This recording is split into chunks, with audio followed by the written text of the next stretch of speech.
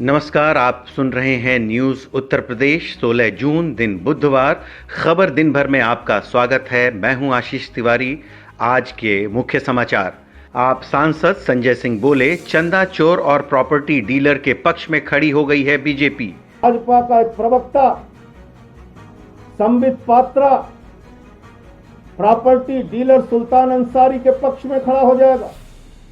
दूसरे साल भी हज यात्रा पर नहीं जा सकेंगे देश के मुस्लिम नागरिक। सऊदी अरब ने लगाई रोक। हुकूमत सऊदी अरब ने यह ऐलान किया है कि इस साल भी इंटरनेशनल हज कोविड की वजह से नहीं होगा।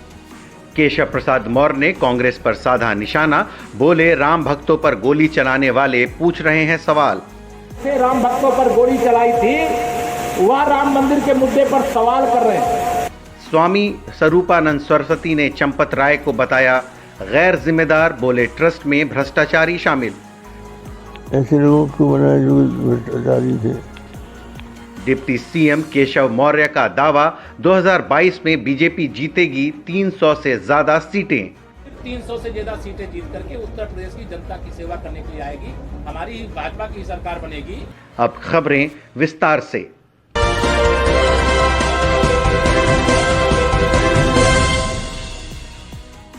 अयोध्या में श्री राम जन्मभूमि ट्रस्ट की ओर से 18 करोड़ से ज्यादा में खरीदी गई जमीन पर विवाद बढ़ता जा रहा है। आम आदमी पार्टी के नेता और सांसद संजय सिंह ने कहा कि ट्रस्ट में जो जमीन घोटाला हुआ, बीजेपी उस पर कार्रवाई करने के बजाय चंदा चोर और प्रॉपर्टी डीलर के पक्ष में खड़ी हो गई है। चंदा चोरी करोगे तो प्रभु श्री राम का मंदिर कैसे बनेगा?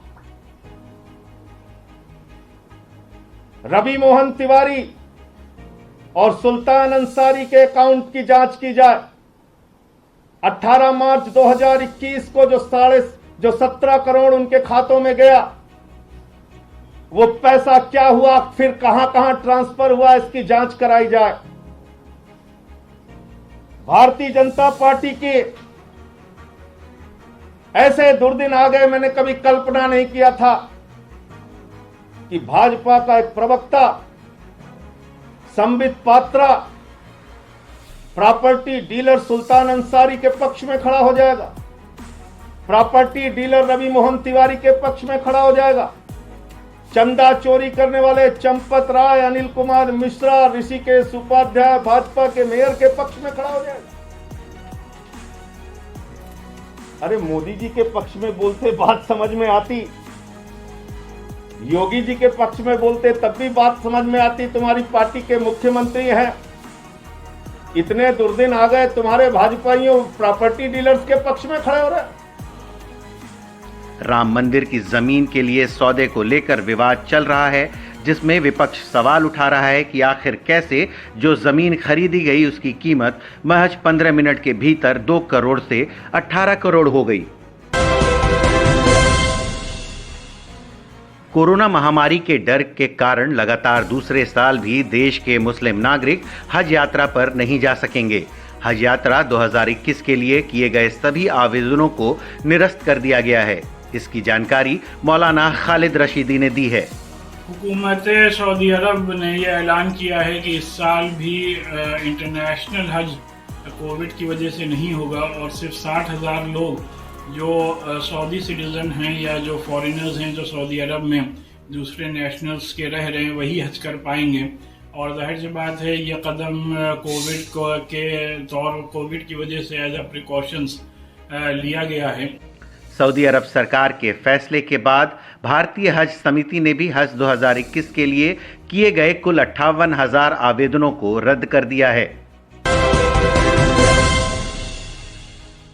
बरेली में उप मुख्यमंत्री केशव प्रसाद मौर्य ने एक कार्यक्रम में विपक्ष पर हमला करते हुए कहा कि जिन लोगों ने राम भक्तों पर गोली चलाई थी वो आज राम मंदिर के मुद्दे पर सवाल कर रहे हैं। साथ ही कहा कि विपक्ष ने श्री राम जन्मभूमि ट्रस्ट में घोटाले की झूठी अफवाह फैलाई है। राम भक्तों पर गोली चलाई थी, वह राम मंदिर के मुद्दे पर सवाल कर रहे हैं। जिस कांग्रेस पार्टी के श्री राहुल गांधी जी हो, चाहे श्रीमती प्रियंका वाड्रा हो, चाहे उनके अन्य कोई नेता हो, वह सवाल उठाते हैं। उन्होंने कहा था भगवान राम तो हुए नहीं, वो तो काल्पनिक है। देश की सर्वोच्च अदालत का फैसला आया, रामलला का भव्य मंदिर का निर्माण हो रहा है। इनको बर्दाश्त नहीं हो रहा कि रामलला का भव्य मंदिर निर्माण हो पाए। राम जन्मभूमि तीर्थ क्षेत्र जो ट्रस्ट है, उस ट्रस्ट के माध्यम से पूरी पारदर्शिता से, जिसमें कोई गड़बड़ी नहीं है, लेकिन 2 दिन से इन्होंने अफवाह फैलाया, झूठ फैलाया और इस प्रकार का दुष्प्रचार करने की कोशिश किया जैसे श्री रामलला की जन्मभूमि पर बनने वाले मंदिर निर्माण में कोई घोटाला हो गया। बरेली में परियोजनाओं का शिलान्यास और लोकार्पण करने पहुंचे केशव प्रसाद मौर्य बोले, विरोधियों को भव्य राम मंदिर का निर्माण बर्दाश्त नहीं हो रहा है। श्री राम जन्मभूमि मंदिर निर्माण ट्रस्ट पर जमीनी घोटाले के आरोप लगे हैं। इन आरोपों के बीच अब शंकराचार्य स्वामी स्वरूपानंद सरस्वती ने भी ट्रस्ट के महासचिव चंपत राय को गैर जिम्मेदार बताया है। शंकराचार्य ने कहा कि चंपत राय कौन थे, उन्हें पहले कोई नहीं जानता था, लेकिन उन्हें राम मंदिर ट्रस्ट में सर्वे सर्वा बना दिया गया।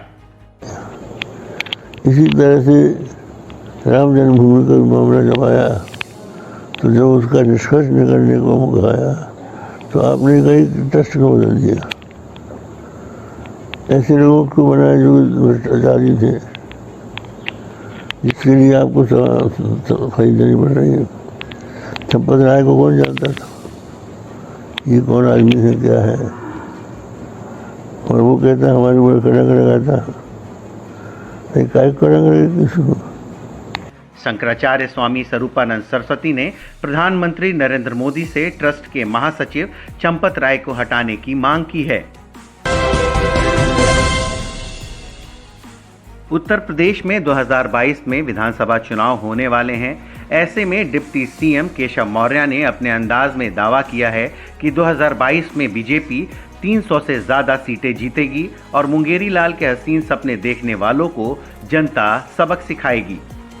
300 से ज्यादा सीटें जीत करके उत्तर प्रदेश की जनता की सेवा करने के लिए आएगी। हमारी भाजपा की सरकार बनेगी।